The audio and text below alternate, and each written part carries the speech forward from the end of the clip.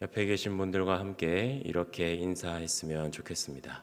내일은 유치부 여름 성경학교입니다. 라고 인사해 볼까요? 유아부도 해달라고요? 네, 다시 한번 또 할까요? 내일은 유아부도 성경학교입니다. 라고.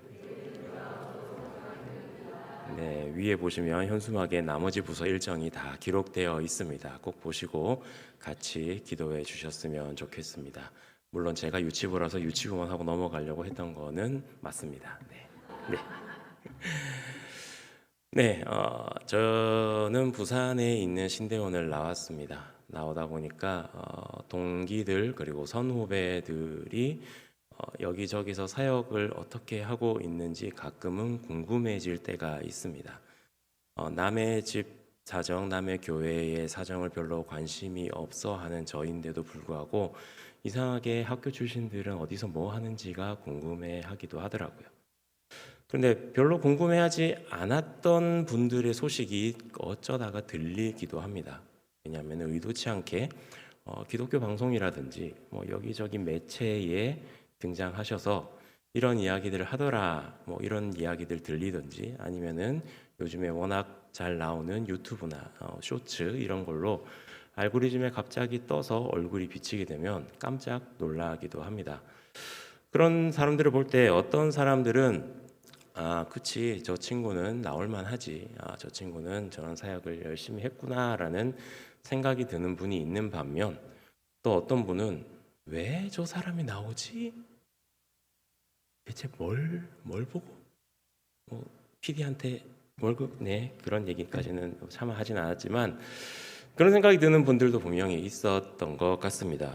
너무 평범했는데 학교 다닐 때 나랑 함께 있을 때는 전혀 저런 모습이 없었는데 라면서 의아해하는 그런 모습도 가끔은 드러났습니다. 여러분들도 그런 경험 있지 않으신가요? 여러분의 주변에 있던 너무나도 평범하고 별거 아니었던 나랑 별반 다르지 않았던 것 같은 사람이 갑자기 성공했을 때 와, 제가 저렇게 잘 나갔네? 어, 쟤는 저 정도는 아닌데? 왜 그 사람이? 라는 생각 한 번씩 들기도 할 것입니다. 근데 이거는 사실 매우 자연스러운 반응이라고 하죠. 왜냐하면 인간의 본성 중에 하나라고 합니다. 우리는 익숙한 것에 대해서는 특별함을 느끼지 못하기 때문이라고 합니다. 너무나도 잘 알고 너무나도 익숙해져 있던 사람이 내가 생각했던 것보다 더 크고 놀라운 일을 해냈을 때 이런 반응이 자연스럽게 나타난다는 것이죠. 그런데 이런 마음이요. 하나님의 역사를 가로막는 장애물이 되기도 한다는 거 여러분들은 알고 계셨나요? 오늘 읽은 본문에 그러한 사건이 등장을 하고 있습니다. 예수님께서 고향 나사렛으로 가셨을 때 일어난 일들을 통하여서 믿음을 따라 보는 내 이웃의 모습들 또 우리의 마음이 얼마나 중요한지를 다시 한번 되돌아볼 수 있는 귀한 시간이 되시기를 간절히 소원합니다. 우리 53절과 54절 말씀을 함께 읽어보도록 하겠습니다. 예수께서 이 모든 비유를 마치신 후에 그곳을 떠나서 고향으로 돌아가사 그들의 회당에서 가르치시니 그들이 놀라 이르되 이 사람의 이 지혜와 이런 능력이 어디서 났느냐. 아멘. 예수님께서는 바닷가에서 많은 무리에게 말씀을 전해 주셨습니다. 그 무리들이 잘 알아듣지 못할까봐 비유를 통해서 그들에게 이야기를 해 주셨습니다. 우리가 너무 잘 알고 있는 씨 뿌리는 비유, 그리고 밭에 감추어인 보화의 비유, 이런 비유들을 통하여서 예수님을 따라온 많은 사람들에게 그 무리를 일깨워 주기 위해서 열심히 말씀을 전해 주셨습니다. 그렇게 비유의 말씀이 끝나시고 예수님은 그곳을 떠나 고향이었던 나사렛으로 돌아가셨습니다. 고향에서 잠시나마 쉼을 얻고 휴식을 취하기 위해셨을까요? 그것은 아니었던 것 같습니다. 나사렛에서 돌아가셔도 예수님께서는 가만히 계신 것이 아니라 회당에서 그곳에 있었던 사람들에게 또 가르침을 전해 주셨습니다. 나사렛에서 가르침을 전해 주시는데 그 가르침을 전해 들은 사람들이 이렇게 이야기합니다. 이 사람의 이 지혜와 이 능력 어디서 얻었느냐라고 깜짝 놀라면서 이야기를 했다고 기록을 하죠. 예수님의 가르침을 들은 고향의 사람들, 그 사람들은 예수님의 가르침과 능력에 대해서 너무나도 대단한 말씀이다라고 인정하고 공감하였습니다. 부인할 수 없는 놀라운 말씀이라고 고백하였던 것이죠. 그런데 그 후에 문제가 일어났습니다. 55절과 56절 말씀을 우리 같이 읽어보겠습니다. 이는 그 목수의 아들이 아니냐? 그 어머니는 마리아, 그 형제들은 야고보, 요셉, 시몬, 유다라 하지 않느냐? 그 너희들은 다 우리와 함께 있지 아니하냐? 그런즉 이 사람의 이 모든 것이 어디서 났느냐 하고. 아멘. 예수님의 가르침을 들은 사람들이 예수님과 무리를 가르치면서 이야기합니다.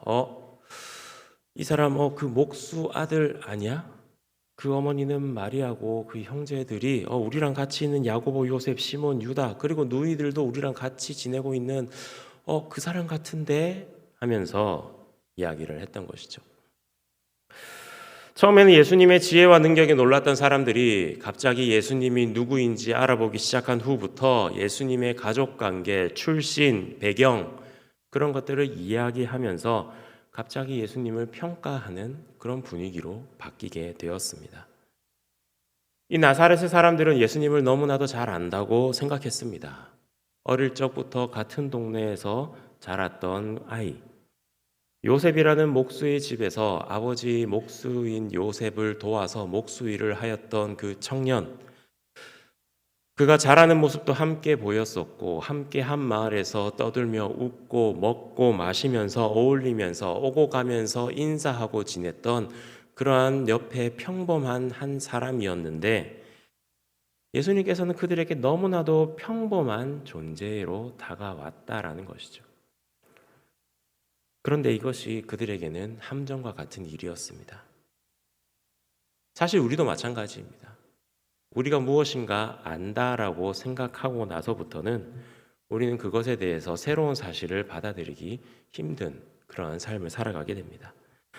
특히 하나님의 일은 우리의 상식과 우리의 경험을 뛰어넘는 일이 참 많이 있죠. 그런데 그런 상식과 경험을 뛰어넘는 일이 우리에게 임하였을 때 내가 지금까지 경험했던 하나님에 대한 경험, 내가 지금까지 배우고 알았던 하나님에 대한 지식, 그런 틀 안에 가둬놓고 에이 설마 에이 아닐 거야 라면서 하나님의 은혜와 역사를 부정하는 일이 우리에게도 일어난다라는 사실입니다. 교회를 오래 다니고요, 성경 공부를 많이 하고 성경을 많이 읽고 기도를 오래 한다고 해서 하나님에 대해서 나는 다 알고 있다, 이제 이 정도면 하나님에 대해서는 어느 정도 알고 있다라는 생각을 해서는 안 될 것입니다. 오히려 그런 마음들이요, 내 안에 있는 하나님에 대한 족쇄가 되고 가두는 틀이 되어버려서 하나님에 대한 새로운 지식, 새로운 경험, 새로운 은혜, 그것을 가로막는 장벽이 되어버리는 것입니다. 나는 이미 충분히 알고 있어. 에이, 그건 별거 아니야. 에이, 이런 거는 다 경험해봤어. 이런 거 해도 안 통해. 더 발전하지 않아. 이런 마음들이 우리 안에 있다면 우리의 모습은 나사렛에서 예수님을 만난 그 고향 사람들과 다를 바 없을 그런 모양이 될 것입니다. 하나님은 지금도 살아계시고 지금도 역사하고 계십니다. 그런데 우리의 다친 마음이, 우리의 교만한 지식이 그 하나님의 역사를 가로막고 있는지도 모르는 것입니다. 나사렛 사람들의 반응을 조금 더 자세히 살펴보면 크게 두 가지 모습을 볼 수가 있습니다. 예수님의 지혜와 능력에 대해서는 놀랐지만 그들은 곧바로 이런 질문을 던졌죠. 이는 그 목수의 아들이 아니냐. 이 질문에는 깊은 편견이 숨어 있습니다. 목수의 아들이 어떻게 이런 지혜와 능력, 이런 말을 할 수가 있느냐라는 거죠. 당시의 목수는요, 그저 평범한 직업의 한 가지였습니다.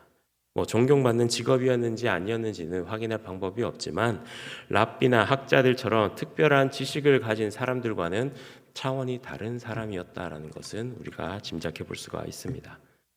그런데 이것이 그들에게는 얼마나 큰 실수였는지 모릅니다. 하나님께서는요, 평범한 사람들을 들어서 특별한 일을 행하시는 분이시기 때문입니다. 우리는 성경 말씀을 통해서 하나님께서 사용하신 사람들이 대부분 특별한 사람들이 아니라 너무나도 평범한 사람들, 아니 오히려 한 가지가 모자란 사람들이었다는 것을 발견할 수가 있습니다. 모세도 스스로 말을 더듬는다, 말이 어눌하다고 고백했던 사람이었습니다. 다윗도 작디 작은 양치기 소년에 불과했습니다. 베드로도 그저 배우지 못했던 어부였던 사람이었습니다. 그런데 하나님께서는 이들을 들어서 놀라운 일들을 친히 행하셨던 분이셨습니다. 그래서 사도 바울은 고린도전서 1장 27절에 이렇게 기록하고 있습니다. 그러나 하나님께서 세상의 미련한 것들을 택하사 지혜 있는 자들을 부끄럽게 하려 하시고 세상의 약한 것들을 택하사 강한 것들을 부끄럽게 하려 하시며, 이런 것이 우리 하나님의 모습이시죠. 그런데 나사렛 사람들은 이걸 이해하지 못했습니다. 예수님이 가지고 있는 그 평범한 모습을 보고, 그 아무것도 아닌 그 배경을 모습을 보고 그 예수님의 정체성과 능력을 제안했습니다. 네, 목수의 아들이 뭘 알겠어 라면서 마음을 가졌던 것이죠. 오늘날 우리도 마찬가지일 것입니다. 우리는 종종 겉모습이나 학력, 지위, 사회적인 그런 위치, 직업 이런 것들을 가리켜서 사람을 판단하곤 하죠. 그리고 평범해 보이는 사람들, 그런 사람들을 통해서 하나님의 특별한 역사는 결코 일어나지 않는다라고 착각하기도 합니다. 하지만 성경 말씀을 보면 아시겠듯이 하나님은 결코 그런 분이 아니십니다. 하나님께서는 평범한 것을 통해서 평범하지 않은 일을 행하시는 분이시기 때문입니다. 우리가 보기에 대단하게 보이지 않는 사람이라 할지라도 하나님의 눈에는 누구보다도 귀중한 하나님의 그릇이 될 수가 있기 때문입니다. 나사렛 사람들의 반응에서 또 하나 주목해야 될 점이 있습니다. 그들은요, 예수님의 가족들을 일일이 호명했다라는 사실입니다. 그 어머니는 마리아, 그의 형제들은 야고보, 요셉, 시몬, 유다, 그리고 그 누이들은 우리와 함께 있지 아니하냐라고 이야기했답니다. 그런데 이상한 점이 있습니다. 이상한 거 하나 못 느끼셨습니까? 이 시대는요, 철저하게 남성 우월주의, 가부장주의의 시대였습니다. 그런데 아버지였던 요셉이 등장하지 않고요, 어머니 마리아라는 이름이 먼저 나왔습니다. 어떤 학자들은요, 이 시점에서 요셉이 어떤 일에 의해서 사망했기 때문에 어머니였던 마리아의 이름을 언급했다라고 이야기를 하기도 합니다. 그래서 요셉을 말하지 않고 그냥 목수의 아들, 어머니는 마리아다라고 이야기했을 수도 있다라고 이야기합니다. 하지만 단순히 요셉이 죽었기 때문에 이런 이야기를 했을까요? 다른 학자들은 이것을 예수님의 출생에 대한 조롱적인 표현이라고 이야기를 합니다. 다시 말해서 나사렛 사람들은요, 예수님이 어떻게 태어났는지 이미 알고 있었다라는 뜻입니다. 예수님이 어떻게 태어나셨습니까? 우리 너무나 잘 알고 있죠. 우리가 얘기할 때 동정녀 마리아에게서 나시고라고 이야기하죠. 요셉과 마리아는 약혼한 사이였습니다. 그런데 합방을 하기도 전에 임신을 하여서 아이를 배었던 마리아였습니다. 그런 마리아를 요셉이 품고 아무 말 없이 다니고 있었죠. 그 사실을 나사렛 사람들은 이미 알고 있었다라는 겁니다. 그렇기 때문에 그 사실을 알고 그것을 빌미로 예수님을 깎아내리는 발언이 바로 이런 발언이라는 거죠. 요즘 말로 하면 이렇습니다. 그 목수집 아들, 그 아버지가 누군지도 모르는 그 집에서 어떻게 선한 것이 나오겠어? 라는 그런 표현인 거죠. 선입견이라는 게 참 무섭지 않습니까? 한번 마음속에 자리 잡힌 그 편견은요, 결코 바뀌지가 않는 것 같습니다. 진실을 보는 눈을 가려버리는 것 같습니다. 진리의 음성을 듣지 못하게 하는 기마개와 같은 것 같습니다. 그들이 예수님을 직접 보고 말씀을 들었음에도 불구하고 과거의 선입견 때문에 그 말씀을 받아들이지 않았다라는 것이죠. 오늘날 우리도 마찬가지 아닐까요? 우리는요, 종종 어떤 사람의 과거나 배경을 근거로서 그 사람을 표현하고 판단하기도 합니다. 그리고 우리가 가지고 있는 선입견이 하나님의 역사를 가로막는 그런 가림막이 되어버리기도 합니다. 나사렛 사람들처럼 말이죠. 나사렛 사람들이 마음에 만들어낸 결과, 그 결과를 58절 말씀에 이렇게 기록하고 있습니다.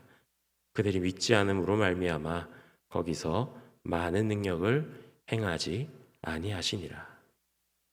행하지 아니하시니라.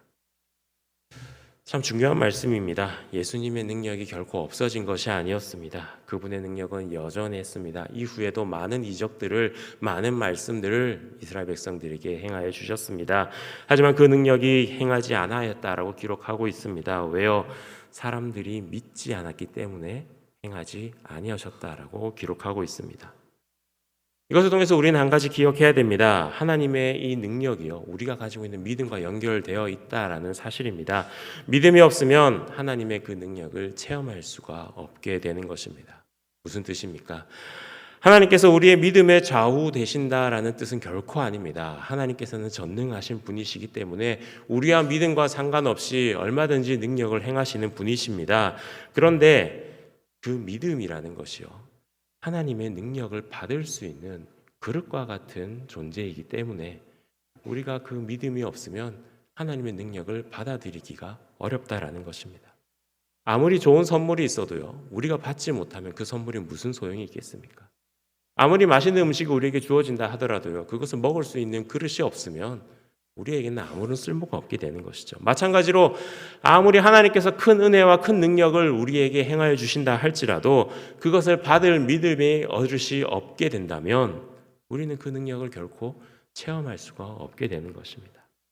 나사렛 사람들에게는 이러한 믿음의 그릇이 없었습니다. 아니, 그들이 가지고 있는 선입견과 편견 때문에 그 믿음의 그릇을 스스로 깨뜨려 버리고 말았습니다.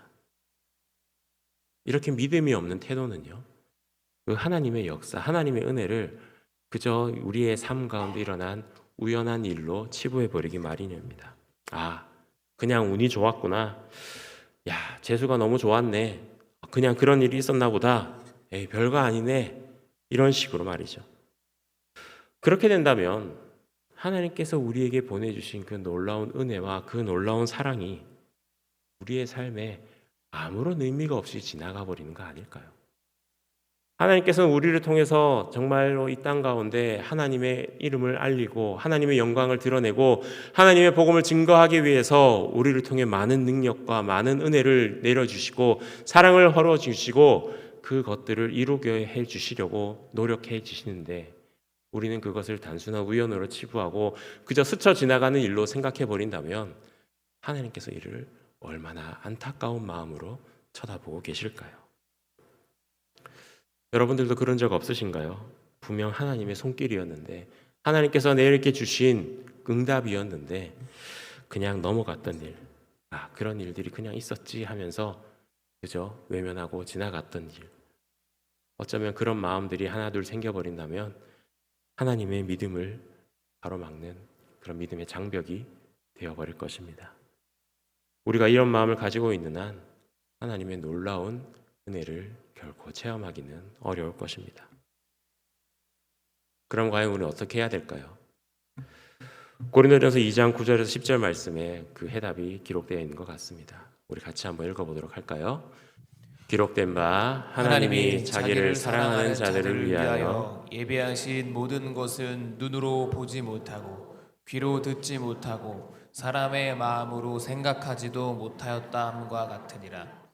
오직 하나님이 성령으로 이것을 우리에게 보이셨으니 성령은 이 모든 것 곧 하나님의 깊은 것까지도 통달하시느니라. 아멘. 우리가 보지 못하고 듣지 못하고 또 우리의 마음에도 생각하지 못한 것을 성령께서 우리에게 가르쳐 주신다라는 말씀입니다. 우리의 한계를 뛰어넘는 그 하나님의 일들, 그 하나님의 은혜, 하나님의 그 크신 사랑을 성령님께서 알게 해 주신다는 거죠. 여기서 중요한 것이 있습니다. 성령님이 역사하시는 전제가 한 가지가 필요합니다. 바로 예수님을 향한 열린 마음이 우리에게 있어야만 합니다. 나사렛 사람들은 이 열린 마음이 없었습니다. 예수님을 향해 굳게 닫혀버린 그런 마음만이 존재했던 것이죠. 우리가 다 아는 사람, 목수의 아들, 불분명한 출생의 배경, 이런 편결들로 그들의 마음속의 문이 굳게 닫혀 있었던 것입니다. 그래서 그들에게는 성령님의 역사가 일어날 수 없었던 것이죠. 만약 그들이 겸손한 마음으로 저 놀라운 말씀을 주신 주님께 우리의 마음을 열어야겠다. 주님, 우리는 모릅니다. 더 가르쳐 주세요. 하나님의 복음이 더 듣고 싶습니다. 하나님의 말씀 우리에게 전해 주세요. 라는 그런 겸손한 마음으로 다가갔다면 과연 어떻게 되었을까요? 그들도 놀라운 은혜를, 하나님의 그 놀라우신 역사를 친히 체험할 수 있지 않았을까요? 성령님은 분명 이러한 열린 마음 가운데 임하시는 줄 믿으시길 바랍니다.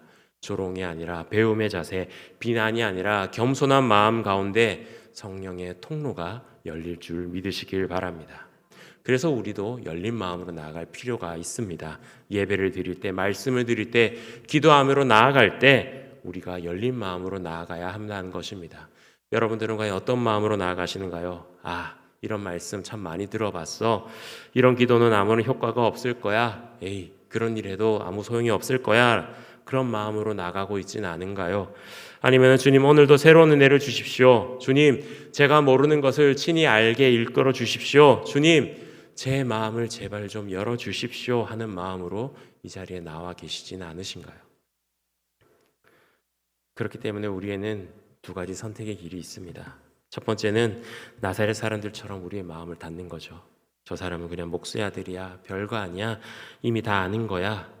이런 마음으로 우리가 가지고 있는 지식, 우리가 경험한 그 경험에 한정지어서 살아가는 것입니다.